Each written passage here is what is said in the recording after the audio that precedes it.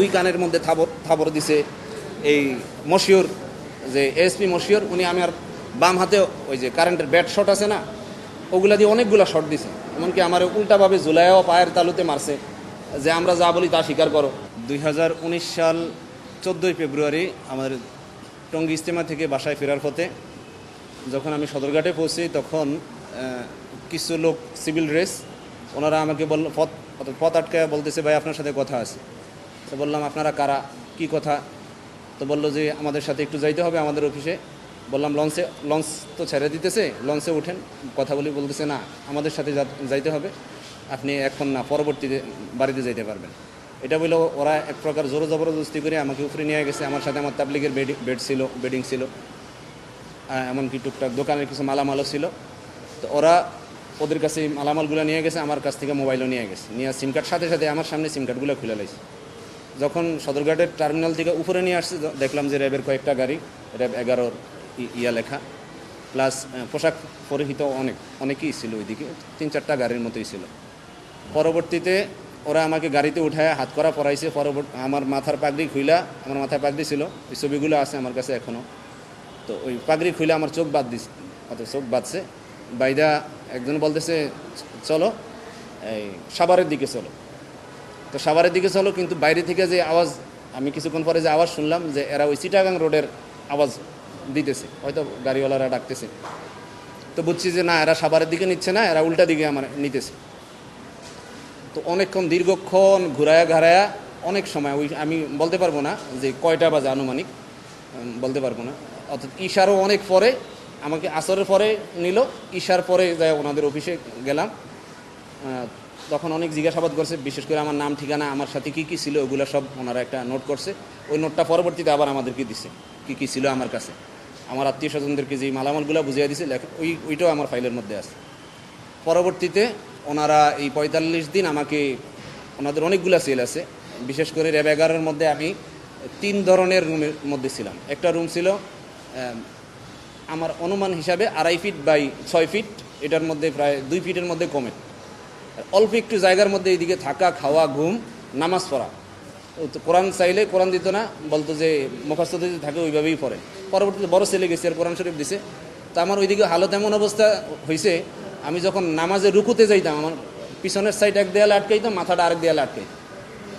ওই জায়গার মধ্যে গোসল করতাম, যখন পানি না শুকানো পর্যন্ত ওইদিকে বসতে পারতাম না। এর মধ্যেই নামাজ পড়া, থাকা, ঘুম, এদিকে লম্বা সময় রাখছি। আর ওইটা টর্চার রুমের পাশেই ছিল।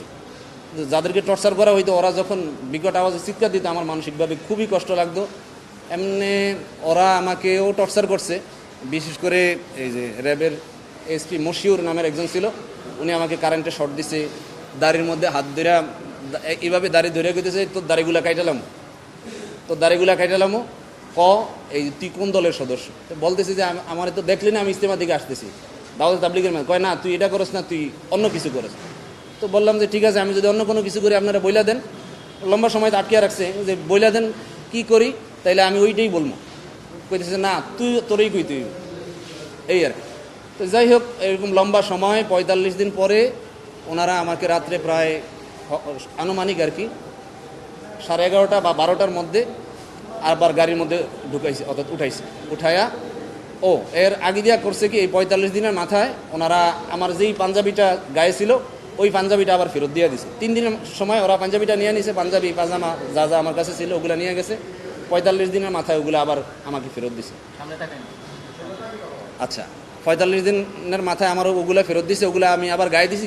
রাত্রেবেলা ওনারা নিয়ে গেছে আবার চোখ বান্ধা, হাত করা লাগায় সম্ভবত মাতুয়াইল হসপিটালের আশেপাশে যে কোনো এক জায়গায় আমার চোখ বাঁধা ছিল, ওইদিকে নিয়ে ওনারা খুব হই হুল্লোড় করতেছে। আমি বুঝলাম যে এখানে কোনো ক্রস ফায়ার দিব কিনা। তো ভিতরে আবার 2-1টা লোক ভালো ছিল, যারা এই র্যাবের এই সমস্ত কার্যক্রম পছন্দ করতো না। ওনারা আবার আমাকে এসে আশ্বস্ত করতো যে ভাই আপনি ভয় পাইবেন না, ওরা নিয়ে আপনারা নিয়ে একটা নাটক সাজায় আবার এদিকে নিয়ে আসবো। তো তারপরে এগোরে বিশ্বাস হইতেছিল না, তো কারণ এরা কইতেছে একটা, কাজ করতেছে আরেকটা। তো যাই হোক, ওইদিকে নিয়ে হই হুল্লোড় কইরা আমার গাড়ি থেকে বের করে নাই, গাড়ির মধ্যে রাইখেই হঠাৎ করে গাড়ির দরজা খুলা বলতেছে তোমার নাম কি, নাম ঠিকানা জিজ্ঞাসা করলো। বলার পরে ওরা উইঠা, আমি এটা গুম কমিশনেও বলছি যে অপারেশন সাকসেসফুল বইলা একজনে উইঠা আমার হাতে একটা বড় একটা ফল দিয়েছেন, ভাই একটু ছাতাটা রাখেন। তো আমার তো ওই সময় চোখ বাঁধা ছিল, বড় একটা ফল দিছে, এটা পরে দেখছি।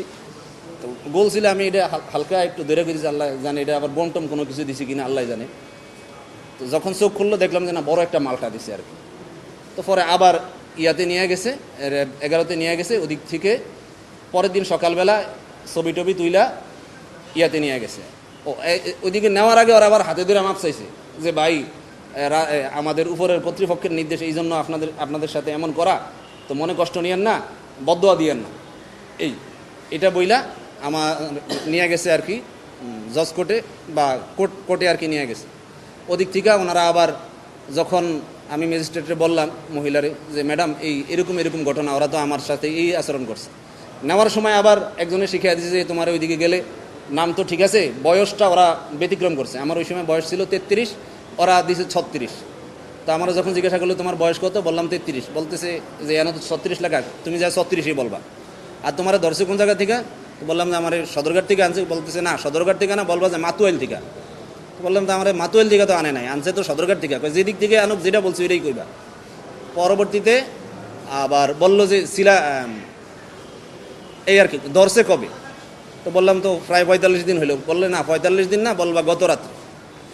যদি না বলো তাইলে আবার তোমারে নিয়ে এসে আবার রিমান্ড দেওয়া হবে আর কি। তা আমার মনে মনে একটা ছিল, আমি তো সত্যের উপরে আছি, আমার এনে কোনো মিথ্যার কোনো কিছু নাই, এরা এমন কোনো কিছুও দেখাইতেও পারে নাই। আর কি হইবে, আমি ম্যাজিস্ট্রেটের সামনে যাই সত্য বলবো। ম্যাজিস্ট্রেটও বললাম, কিন্তু ম্যাজিস্ট্রেটও বেশি একটা গুরুত্ব দিল না। উনি বলতেছে যে কি করার, আপনার নাম তো এজাহারের মধ্যে আছে। আমি কইতেছি ম্যাডাম, আমি তো এজাহার সম্পর্কেও জানি না, কারণ যেহেতু এই মামলার সাথে আমি জড়িত না, বা মামলার মধ্যে কোনো সময় এরকম পেরেশানির মধ্যে পড়িও নাই। পরে এজাহারের মধ্যে দেখলাম শুধু আমার নাম মাসুদ গাজী লেখা, পিতা অজ্ঞাত, ঠিকানা সব কিছু অজ্ঞাত। তো যাই হোক, উনি 3 দিনের রিমান্ড দিল, আবার জেলখানায় পাঠিয়ে দিছে। এই জেলখানা অভিযোগটা হলো যে আমাকে ইজতেমা থেকে ওরা যে অভিযোগটা দিছে, ওরা অভিযোগ দিছে 2018 সালের সম্ভবত শেষ দিকে বা কোন জায়গায় কোন একটা সময়, অর্থাৎ আমি এবং আমার সাথে নাকি আরও অনেক ছেলেপেলে মিলা আমরা নারায়ণগঞ্জ কি সম্ভবত সিদ্ধিরগঞ্জের কোনো একটা এরিয়ার মধ্যে একত্রিত হয়েছি নাশকতার উদ্দেশ্যে। অথচ এটার ন্যূনতম একটা হলো যে আমি ওদেরকে চিনিই না, ওই যেই ছেলেদের সাথে আমার মিলাইছে, একটা হলো ওদেরকে চিনিই না। পরবর্তীতে আরেকটা ঘটনা হইলো যে যখন 5 তারিখের পট পরিবর্তন হয়েছে, আর র্যাবের যে এএসপি আলেপ, যে আমাকে সর্বপ্রথম ওই ইয়ার মধ্যে আঘাত করছে, আমার 2 কানের মধ্যে থাবর দিছে। এই মশিউর যে এএসপি মশিউর, উনি আমার বাম হাতে ওই যে কারেন্টের ব্যাট শট আছে না, ওগুলা দিয়ে অনেকগুলা শট দিছে। এমনকি আমার উল্টাভাবে ঝুলাইও পায়ের তালুতে মারছে, যে আমরা যা বলি তা স্বীকার করো বা বলো। তো এদের আবার ওই যে যেটা বললাম, ওদের মধ্যে কিছু কিছু লোক ভালো ছিল, ওরা পরবর্তীতে আইসা আমার বলতো যে ভাই, ওরা যত কথাই কোক, আপনি কিন্তু স্বীকার করবেন না, এরা আপনারা ফাঁসাইয়া দিয়া তারা উপরের পদ নেওয়ার চেষ্টা করবো। এই আর কি 45 দিন ঘুমছিলাম। 45 দিন ঘুমছিলাম। আমার অভিযোগ হলো র্যাব 11 2019 সালে যে সমস্ত কর্মকর্তারা ছিল, ওনাদের প্রত্যেকের বিরুদ্ধে অভিযোগ, কারণ প্রত্যেকেই আমাকে জিজ্ঞাসাবাদ করছে, আর প্রত্যেকেই মোটামুটি অনেকেই আমাকে টর্চার করছে। আর এর মধ্যে উল্লেখযোগ্য হলো যে র্যাবের এএসপি আলেফউদ্দিন, মশিউর, এই 2 জনকেই আমি চিনি। হ্যাঁ, এই 2 জনকেই আর কি আমি চিনি। এছাড়া অন্যদেরকে হয়তো চেহারা দেখলে চিনবো, এমনি বলতে পারবো এদের বিরুদ্ধে। এখন আমি তাদের বিচার চাচ্ছি, যাতে করে আর পরবর্তীতে আর কেউ এরকম কোনো নিরীহ মানুষকে ধরে নিয়ে মিথ্যা অভিযোগে অভিযুক্ত করে জেলে না দেয়, মানুষ যেন এরকম নির্যাতনের শিকার না হয়। এজন্য আমি ওনাদের শাস্তি চাচ্ছি আর